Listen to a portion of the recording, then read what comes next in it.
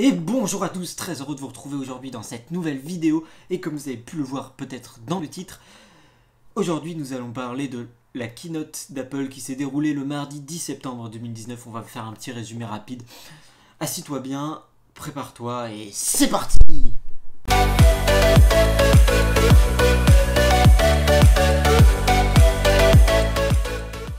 Donc la keynote d'Apple a commencé tout d'abord par présenter Apple Arcade, le service de jeux vidéo par abonnement d'Apple, qui n'est pas un service de streaming à la Google Stadia, il faut bien le savoir. Il sera disponible d'ici une dizaine de jours.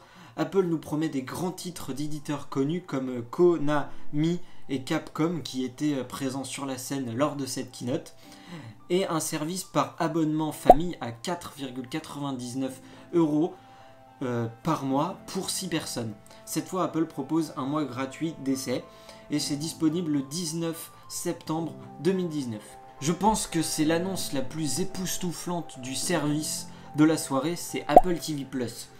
Pour une famille, soit 6 postes en langage d'Apple, le concurrent maison Netflix sera proposé à un prix de 4,99 € par mois, avec un essai gratuit de 7 jours contre un mois chez Netflix. Mais Apple ne s'arrête pas là dans cette offre, oui, parce que Apple offre un an d'abonnement pour tout achat d'un produit Apple qui permet de regarder le service de l'Apple TV 4K en passant par l'iPhone, l'iPod Touch ou encore l'iPad. Si vous achetez une Apple Watch ou des AirPods, vous n'allez pas avoir l'accès au service gratuit pendant un an. Ça serait trop beau aussi. Donc prix de départ, donc un an gratuit si vous achetez un appareil Apple, que ce soit un iPhone, un iPad ou autre, que j'ai cité précédemment, au 4,99 € par mois. Et c'est disponible à partir du 1er novembre en France et aux États-Unis, il me semble. Ensuite, Apple s'est lancé dans la présentation d'un nouvel iPad. C'est l'iPad d'entrée de gamme chez Apple. Il reçoit une grosse mise à jour grâce au processeur A10 Fusion, mais surtout par l'arrivée du Smart Connector permettant de connecter facilement un clavier physique. Cette petite machine à 389 €, qui a pris 30 € par rapport à l'an passé, affiche désormais ses applications sur un écran de 10,2 pouces, plus grand que les 9,7 pouces de l'an passé, format convenu depuis des années par cette gamme d'iPad. Il faut savoir que Apple n'a plus peur de comparer un iPad à un ordinateur. L'annonce semble beaucoup plus puissant qu'un équivalent tarifaire côté PC grâce à la puce A10 Fusion. Bien évidemment, l'écran est un Retina avec 3,5 millions de pixels pour vous en mettre plein la vue sur un iPad de 10 pouces. Il est bien sûr compatible avec l'Apple Pencil. Bien sûr, cet iPad de 7ème génération s'en met toujours au bouton Home pour le déverrouillage. Pour l'heure, Face ID reste pour les iPad Pro beaucoup plus onéreux. Cette tablette sera disponible dès le 30 septembre au prix de 389 € en 3 finitions, or, argent et gris sidéral. Comme tous les autres nouveaux produits d'Apple, toute acquisition permettra d'obtenir un an d'Apple TV+, comme je l'ai dit précédemment, qui sera lancé le 1er novembre dans plusieurs pays. Je vous mettrai bien sûr tous les liens de chaque produit et service dans la description pour que vous puissiez aller voir plus en profondeur si des produits vous intéressent. Ensuite, Apple, après avoir présenté son nouvel iPad d'entrée de gamme, ils ont présenté la nouvelle Apple Watch. Et oui, une Apple Watch série 5. Pas trop de bouleversements au niveau du design. Apple reprend le design de l'Apple Watch série 4 en ajoutant quelques fonctionnalités comme la boussole et un écran qui peut rester tout le temps allumé. Sa consommation a été optimisée, bien entendu, pour garantir une autonomie respectable d'une journée et demie à peu près. Le gros du travail a été fait sur le logiciel avec WatchOS 6 qui déglingue tout et qui s'ouvre à de nouvelles fonctionnalités, notamment le suivi des règles pour les femmes ou des mesures audio pour le bruit. Genre ça vous mesure les décibels. Comme quand vous allez dans les stades par exemple, vous avez sur les écrans géants le nombre de décibels. Bah là c'est à peu près la même chose sur votre montre. Donc le prix de départ est de 449 € pour la montre GPS et 549 pour la 4G plus GPS. Elle est disponible actuellement sur l'Apple Store, donc je vous invite à foncer. Les délais de livraison vont s'allonger plus on avance dans le temps, donc vous avez intérêt à vous dépêcher si vous voulez vous en procurer une. Donc il faut savoir qu'elle reprend différents coloris, donc elle va de l'aluminium en passant par le titane il me semble, et allant jusqu'à la céramique. Donc du moins cher, on est à 449 comme je l'ai dit, et le plus cher, vous êtes aux alentours de 1500 € il me semble, mais je vous mettrai une image pour vous résumer tout ça peut-être à l'écran, et bien sûr le lien pour vous en procurer une dans la description. Ensuite, Apple a commencé par terminer sa keynote avec l'iPhone 11 qui est le successeur de l'iPhone XR. Il correspond à l'entrée de gamme Apple pour 2019. Au rang des nouveautés, on note bien entendu d'emblée un appareil photo double capteur avec un grand angle et un très grand angle qui ouvrent tous les deux à 1.8 et 2.8 il me semble, si je dis pas de bêtises. Appareil photo de 12 mégapixels à l'avant.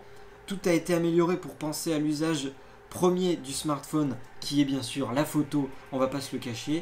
On apprécie les 6 nouvelles couleurs et bien entendu les caractéristiques ultra haut de gamme de l'engin, mais malheureusement il faut savoir que Apple n'est pas encore prêt à passer sur une gamme 100% OLED, oui on va le voir tout de suite après, qui réserve aux iPhone Pro.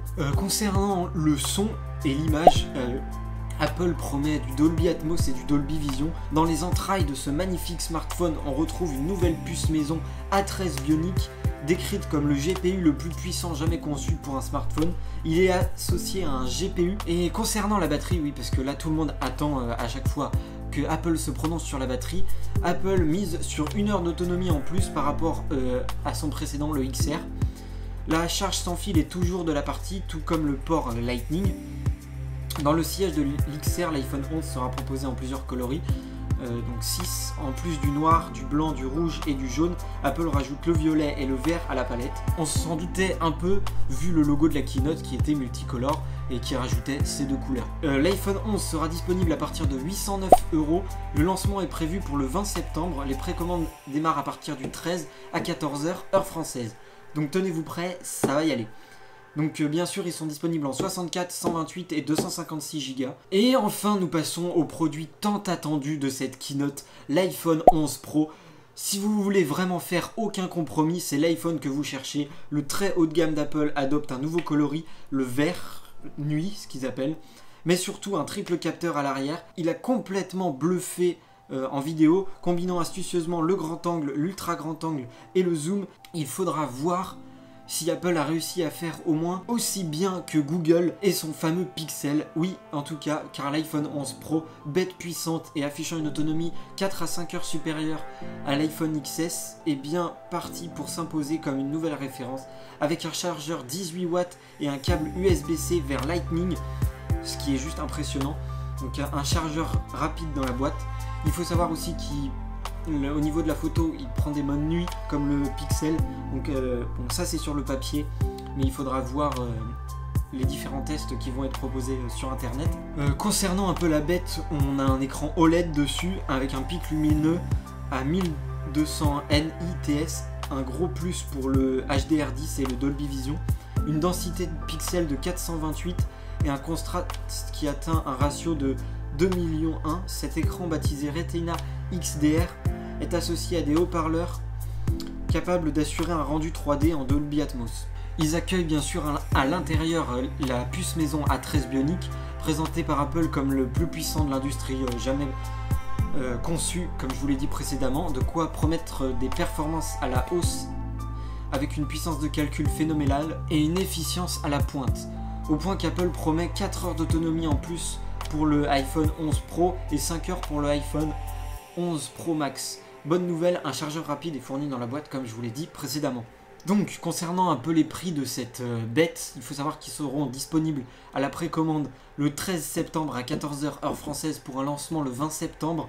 Comptez 1159 € minimum pour le petit et 1259 € pour le plus gros, donc l'iPhone 11 Pro Max. Ils sont disponibles tous les deux en 64, 256 et 512 Go. Donc c'est pour ça qu'il faut compter entre 1000 et 1600 € si vous voulez un de ces smartphones. Donc c'est là qu'on remarque que Apple a revu sa gamme de prix aussi, puisque l'iPhone 11 sans le Pro coûte aux alentours de 800 €, alors que celui-ci coûte aux alentours de 1600 €. Donc c'est déjà une bonne chose. on revoit un peu la gamme de prix.